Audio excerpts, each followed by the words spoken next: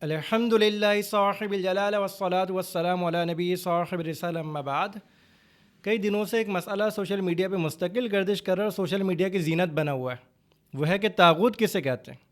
اور اس کا پس منظر یہ ہے کہ کسی صاحب نے ایک شو کے اندر 95% خواتین کو جاہل کہہ دیا۔ سامنے بیٹھی ایک لڑکی نے رد عمل پیش کیا۔ اس رد عمل کے نتیجے میں دونوں میں جو مکالمہ ہوا نا، اس مکالمے کے نتیجے میں ایک لفظ سامنے آیا، طاغوت۔ اب طاغوت کا لفظ سامنے کیا آ گیا تو سوشل میڈیا پر اس پہ بحثیں شروع ہو گئیں کہ طاغوت کہتے کس ہیں۔ تو ہر آدمی نے اپنی اپنی فہم کے مطابق طاغوت کی الگ الگ تشریح کرنا شروع کر دی۔ تو ہم یہاں انشاءاللہ پوری کوشش یہ کریں گے کہ یہاں یہ بتائیں کہ لغت میں طاغوت کس معنی میں آتا ہے اور قرآن میں طاغوت کس معنی میں استعمال ہوا ہے۔ طاغوت لغت میں ظالم و سرکش کے معنی میں استعمال ہوا ہے۔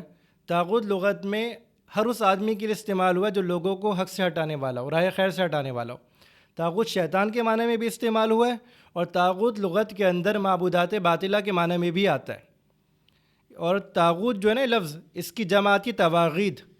طاغوت مفرد ہے، طواغید اس کی جمع ہے۔ اور یہ لفظ بنا کس سے؟ طاغوت لفظ بنا ہے عربی میں طغا سے۔ طغا کہتے ہیں حد سے تجاوز کرنا۔ جیسے ہم دیکھتے ہیں کہ پانی جب حد سے تجاوز کر جاتا ہے تو ہم کہتے ہیں کہ پانی میں طغیانی آ گئی ہے۔ تو طاغوت کے اصل معنی لغت کے اندر یہ آتے ہیں کہ حد سے تجاوز کر جانا۔ اب سوال یہ پیدا ہوتا ہے کہ قرآن میں طاغوت کتنے معنی میں استعمال ہوا ہے؟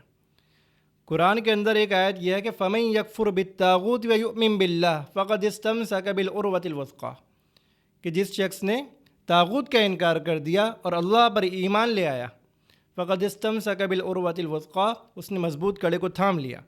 صاحب مدارک رحمۃ اللہ علیہ یہاں تفسیر کرتے ہوئے لکھتے ہیں کہ یہاں طاغوت سے مراد شیطان اور اصنام ہے۔ شیطان اور اصنام سے مراد یہ کہ شیطان، اصنام کہتے ہیں بتوں کو۔ تو یہاں قرآن میں طاغوت کا لفظ شیطان کے معنی میں استعمال ہوا اور بتوں کے معنی میں استعمال ہوا۔ اور اگر عام معنی لے لیں تو یہاں معبودات باطلہ بھی مراد لیا جا سکتا ہے کہ جتنے لوگ وَمَن يَكْفُرْ بِالطَّاغُوتِ جو شخص جتنے معبودات باطلہ ان کا انکار کر دے، وَيُؤْمِن بِاللَّهِ اور اللہ پر ایمان لائے، فَقَدِ اسْتَمْسَكَ بِالْعُرْوَةِ الْوُثْقَىٰ اس نے مضبوط کڑے کو تھام لیا۔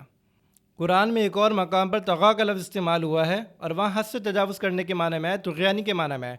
إِنَّ لَمَّا طَغَى الْمَاءُ حَمَلْنَاكُمْ فِي الْجَارِيَةِ یعنی کہ جب پانی میں طغیانی آ گئی، اللہ تعالیٰ نے حضرت نوح علیہ السلام کا واقعہ ذکر کیا کہ جب پانی میں طغیانی آ گئی، حَمَلْنَاكُمْ فِي الْجَارِيَةِ تو ہم نے تمہیں کشتیوں میں سوار کر دیا۔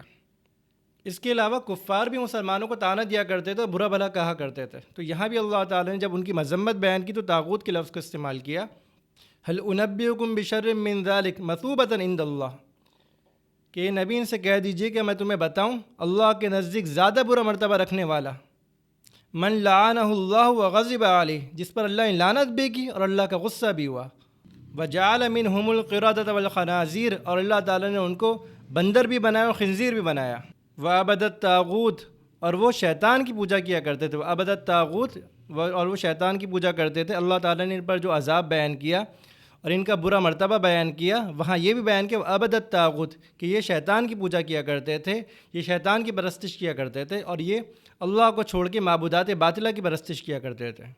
آگے اللہ تعالیٰ ان کے بارے میں بتاتے ہیں اولئک شر مکان واضل عن سواء السبیل کہ یہ لوگ مکان کے مرتبے کے اعتبار سے انتہائی برے اور رائے حق سے بھٹکے ہوئے ہیں۔ تو یہاں بھی طاغوت کا لفظ استعمال ہوا اور شیطان اور معبودات باطلہ کے معنی میں استعمال ہوا۔ اس کے علاوہ قرآن نے ایک اور جگہ پر طاغوت کا لفظ استعمال کیا ہے، وَلَقَدْ بَعَثْنَا فِي كُلِّ أُمَّةٍ رَسُولًا ہم نے ہر امت میں رسول بھیجا۔ ان کی دعوت کیا ہوتی تھی؟ أَنِ اعْبُدُوا اللَّهَ کہ اللہ کی عبادت کرو، وَاجْتَنِبُوا الطَّاغُوتَ اور طاغوت سے بچو۔ یہاں بھی طاغوت شیطان کے معنی میں، معبودات باطلہ کے معنی میں۔ تو یہاں سے آپ کے سامنے یہ بات تو آ گئی ہوگی کہ طاغوت قرآن کی اصطلاح میں کسے کہتے ہیں۔ قرآن کی اصطلاح میں طاغوت شیطان کے معنی میں استعمال ہوا ہے اور معبودات باطلہ کے معنی میں استعمال ہوا ہے۔ تو طاغوت کوئی ایسا مسئلہ تو نہیں تھا کہ اس کو اتنا زیادہ لوگوں نے اچھال دیا، بس قرآن میں اتنی جگہ ہی جتنا غور کیا گیا تو اتنی ہی مقامات ملیں جہاں طاغوت کا لفظ استعمال ہوا ہے۔ یہاں معبودات باطلہ کے معنی میں آیا اور شیطان کے معنی میں آیا۔ اللہ تعالیٰ ہمیں صحیح طرح دین پر عمل کرنے کی توفیق عطا فرمائے۔ وآخر دعوانا ان الحمد للہ رب العالمین۔